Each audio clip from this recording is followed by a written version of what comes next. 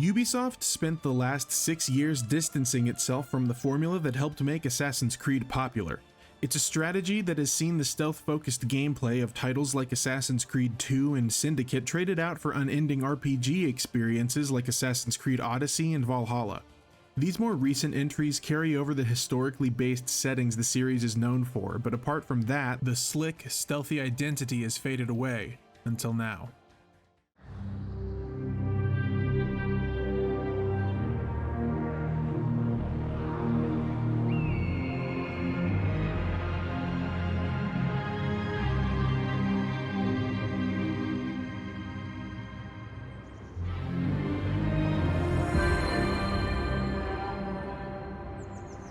Assassin's Creed Mirage is a back-to-basics experiment that follows Basim, a quick-witted assassin living in the golden age of Baghdad.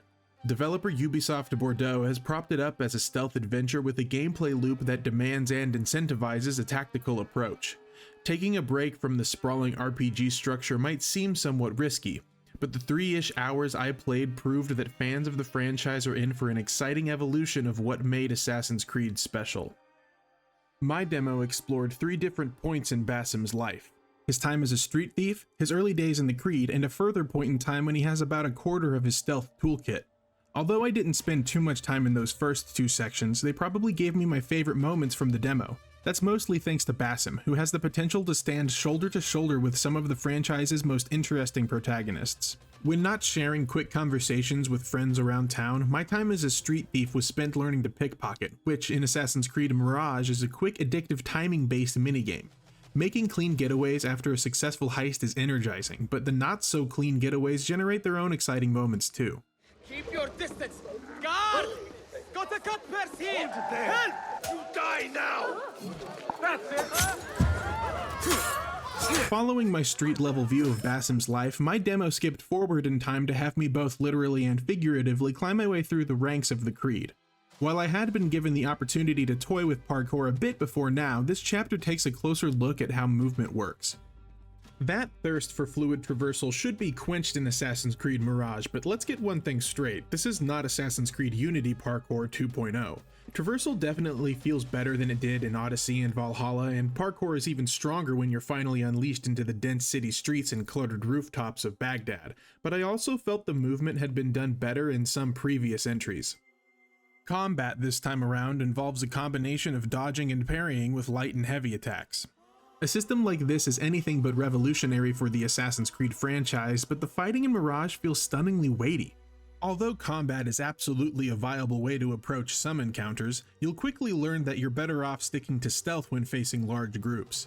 I did my best to complete one mission almost exclusively with in-your-face combat and was pretty swiftly punished for doing so. I'll get you, bitch! I got you, bastard dog! Mirage offers a much more focused and compact play area, and I'd really like to take a second to talk about how fantastic it looks. The last third of my demo saw me exploring Kark, which features dense locations like a bustling bazaar that is complemented by glistening greenery, refreshingly wavy rivers, and an occupied seaport. I spent a respectable portion of my limited time just touring on camelback and rowing through the canals, taking in some truly beautiful sights and sounds. Baghdad feels like it was built with movement in mind, but even if parkour is occasionally finicky, I was always happy to stop and savor the view. Baghdad is the perfect backdrop for an Assassin's Creed game that is looking to explore an updated take on stealth-focused missions. Planning my way through enemy bases was liberating, mostly because of the tools Basim has at his disposal.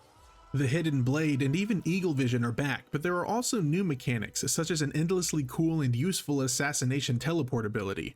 I won't spoil too much, but I enjoyed the stealth options not only because they called back to that vintage gameplay, but because Mirage's skill tree makes a refreshing departure from the burdensome RPG-focused trees we've seen in the past. Mirage feels old school, but it feels like a modern entry too. The difference between Mirage and games like Valhalla is that some of the rough edges have been sharpened. As I played, it became increasingly clear that this trim, streamlined experience exists because Ubisoft Bordeaux wanted to handle its return to stealth-based missions with care. If the final build is as solid as the demo I played, then Mirage will mark a welcome return to the structure that originally propelled Assassin's Creed into relevancy. I don't know how the next few years of the franchise will play out, but I do know that right now, this is the first time I've been enthusiastic about Assassin's Creed in a long time. Assassin's Creed Mirage launches October 5th, 2023 for PC, PlayStation 4, PlayStation 5, Xbox One, and Xbox Series X and S.